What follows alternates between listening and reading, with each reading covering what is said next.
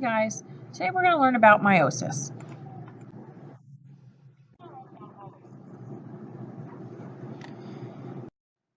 Start with some terminology you're going to be seeing throughout the notes today.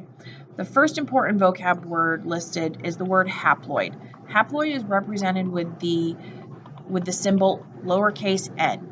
It means that the cell being described contains half a set of chromosomes or a single set of unpaired chromosomes. This is a result of cell division that occurs in your sex cells. And the vocab word for sex cells is the term gamete.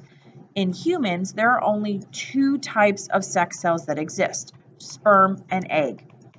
Meiosis will occur in female and male reproductive organs. So in females, that's going to occur in the ovaries, and for males, that's going to occur in the testicles.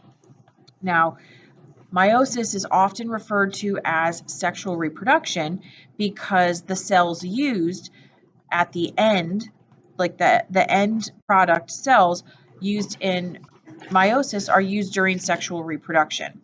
When a sperm cell fertilizes an egg cell, the immediately formed fertilized egg cell turns into a zygote. So you may see the word zygote. A zygote is not a gamete.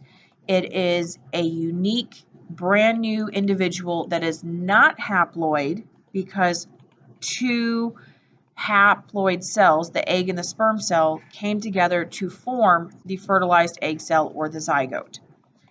Now, a distinguishing factor between meiosis and mitosis is the fact that because it's a form of sexual reproduction that results in 4 genetically different haploid cells, these cells are not going to go under one division. They're actually going to go through 2 divisions.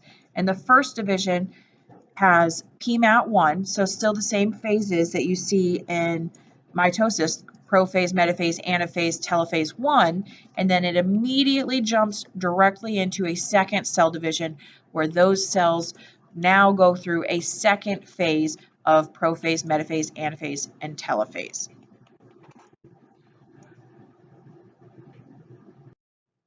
One of the reasons why meiosis is so important is because organisms that use meiosis to produce new offspring, they use it as a form of reproduction to increase their species' genetic diversity. Now, 5 different ways genetic diversity can occur during or throughout meiosis. The first form of genetic diversity comes in the process of crossing over. Crossing over happens when 2 chromosomes actually exchange genetic information, and this occurs during prophase 1 of the first cell division. Like any other time DNA is being copied, mutations can occur. And when DNA is incorrectly copied and the sequence of nucleotides is altered, that mutation can result in the offspring made from the fertilization of those 2 gametes. That can result in, again, increased genetic diversity. Random assortment describes the way that the chromosomes line up during metaphase. They line up randomly in any order. There's no mathematical way of determining where those chromosomes wind up. So you're not going to have all of mom's chromosomes on one side and all of dad's chromosomes on the other side. They're going to switch and sort randomly, and there's no way of 2 cell divisions resulting in the same type of distribution of those chromosomes. I would highlight the word non-disjunction. Non-disjunction is very important. It is the incorrect separating of chromosomes during any anaphase, either 1 or 2. And the result is that your gametes will either contain more or less chromosomes than they should. And this can result in certain genetic diseases like Down syndrome. And the very last reason that meiosis results in genetic diversity is random fertilization. When sexual reproduction happens without the assistance of a geneticist or a doctor, there's no way for the female to know which of her egg cells will get fertilized by which of the male's sperm, and therefore increasing genetic diversity and possible survival within the species.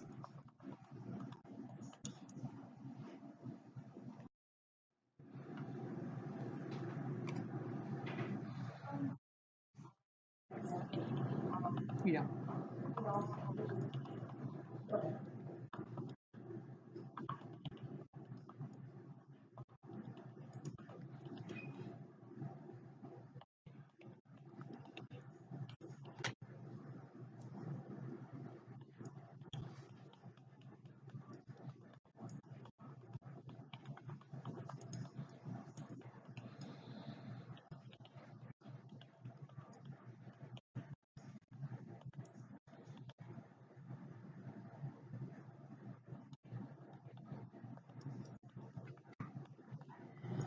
Now let's use our understanding of chromosome numbers to answer these couple questions. The first question, how many chromosomes does a normal human cell contain? The haploid number for humans is 23. Now, the second question, a diploid number of chromosomes for a dog, the same dog we were talking about in our mitosis notes, is 78. Using that information, how many chromosomes would the egg or sperm of that species have? Hopefully, you came up that those cells would have 39 chromosomes. Here we go, meiosis 1.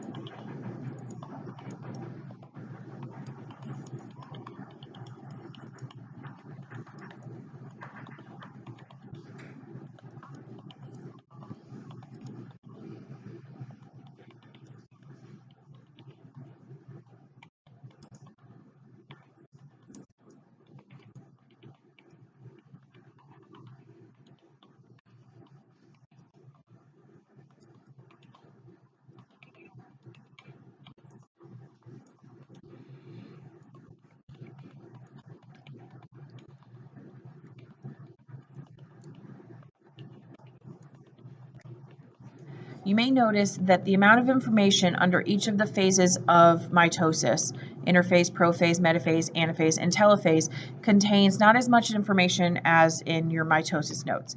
That's because the same subphases or activities still happen in each of these phases that they do in mitosis, with a little bit of variation. So the first phase of meiosis 1, before we get ready to start, is going to be interphase.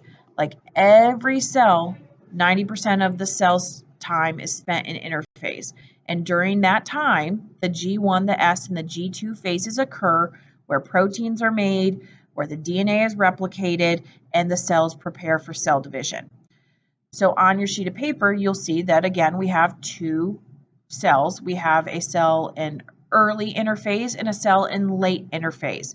The cell in early interphase is going to contain 4 strands of DNA. Their diploid number for this species will be 4.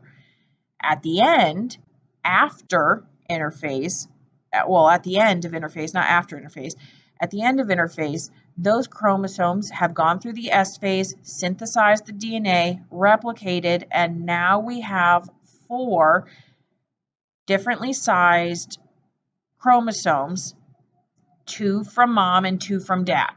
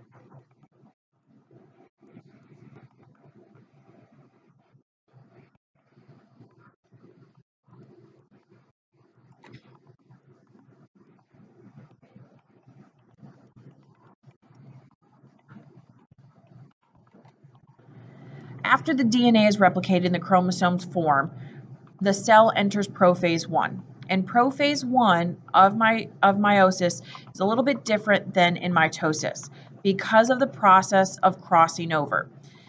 In prophase 1, what happens is that the homologous pairs exchange genetic information. Now, the term homologous is something brand new.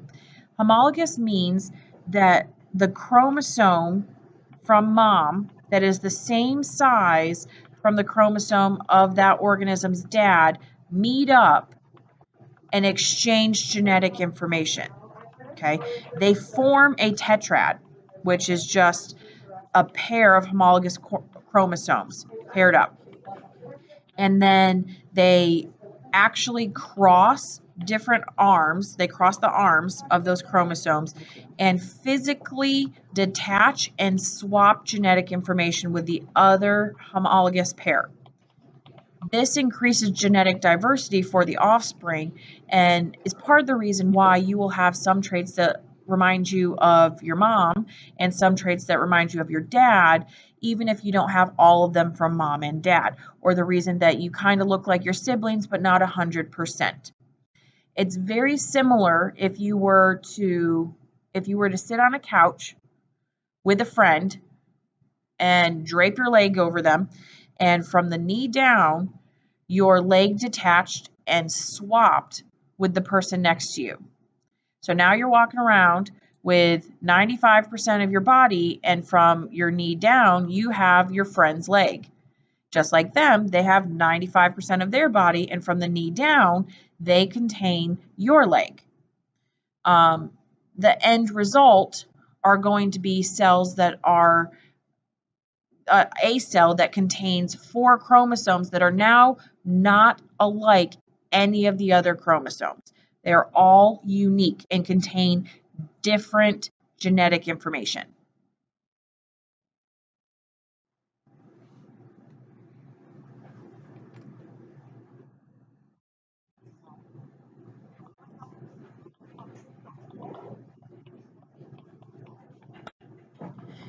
In metaphase 1, chromosomes line up along the metaphase plate in their tetrad.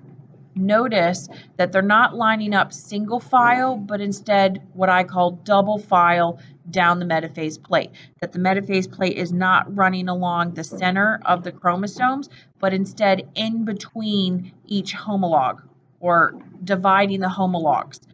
And just like in metaphase of mitosis, the spindle fibers attach to the centromeres in the chromosomes and arrange them along that metaphase plate.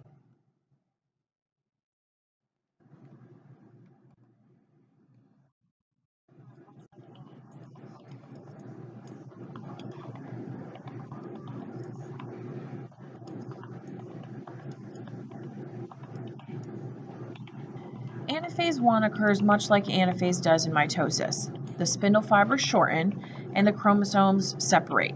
But in this time, instead of the chromosomes separating into chromatids, and you have the single V's heading towards the opposite poles, this time the homologous pairs are broken apart, and you have the full chromosome, either the large red one or the large blue one, traveling to the opposite pole of the cell.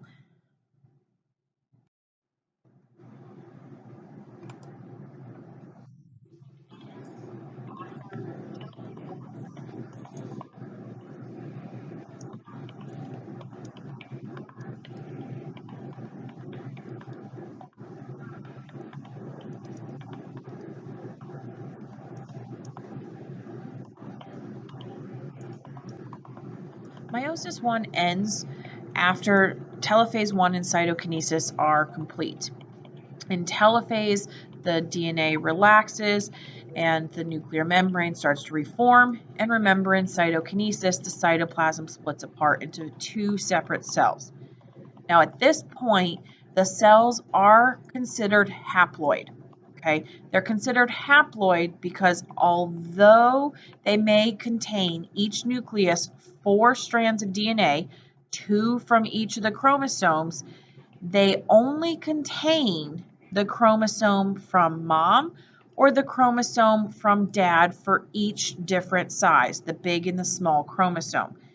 Therefore, it's haploid because it only has one chromosome from each homologous pair, but there's still technically 4 strands of DNA or doubled genetic material like we started with.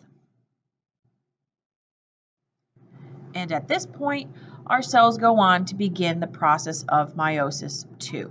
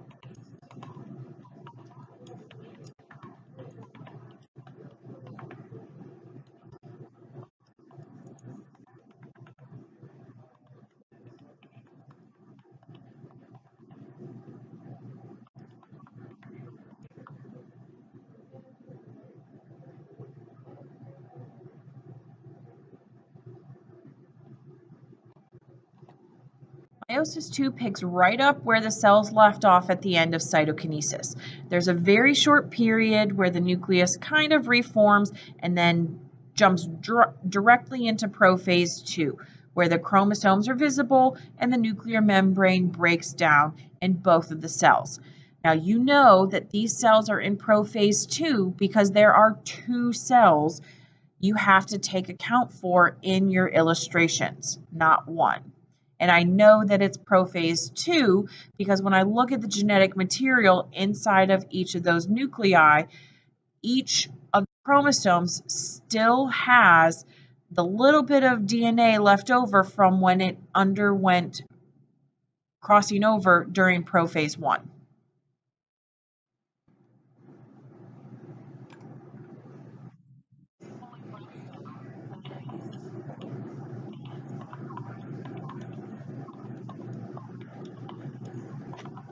When the nucleus fully breaks down, metaphase II begins, and the spindle fibers attach to each of the chromosomes, arranging them in a single file line directly down the metaphase plate.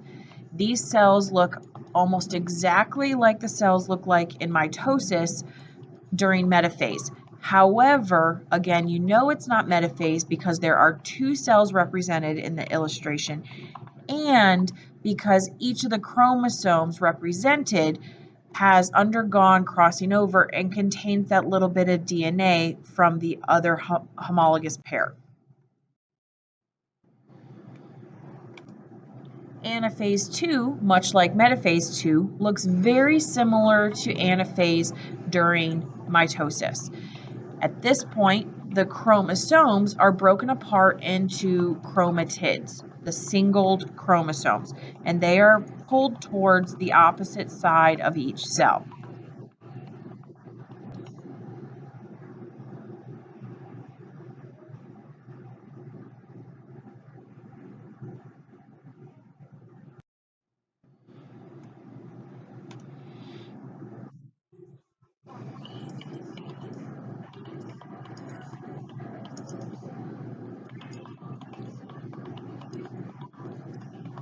Meiosis II completes its phase with telophase II and cytokinesis II. During telophase, remember the nucleus reforms, the DNA relaxes into chromatin, and then during cytokinesis, remember the cytoplasm splits. When this happens at the end of meiosis II, you get 4 cells, right? Because each of the 2 cells that we had during all of meiosis II divide in half, resulting in 4 cells. Each of these cells, again, is haploid because when you look at the nucleus, the genetic material in each nucleus, you can count 2 chromatin. Because you can count 2 chromatin, you have half the number that we started with, which was our diploid number was 4, and now we have haploid. In males, a secondary process takes place after cytokinesis 2, which is called spermatogenesis. And all 4 of those gametes will go on to mature during spermatogenesis into adult male cells. In females, when cytokinesis ends, the female body physically chooses the best gamete, and that gamete will go ahead and mature into an adult female egg cell. The other 3 egg cells are called polar bodies, and they are reabsorbed into the female's body, and the other one gets released during ovulation. Now, at this point, when the sperm cells are made and the egg cells are made, if the sperm and egg combine and fertilize each other, then that will produce a brand new genetic individual that contains half DNA from mom and the egg cell that she produced, and half her DNA from dad from the sperm cell used to produce her. Now go ahead and check yourself and your understanding of meiosis by answering these 3 questions.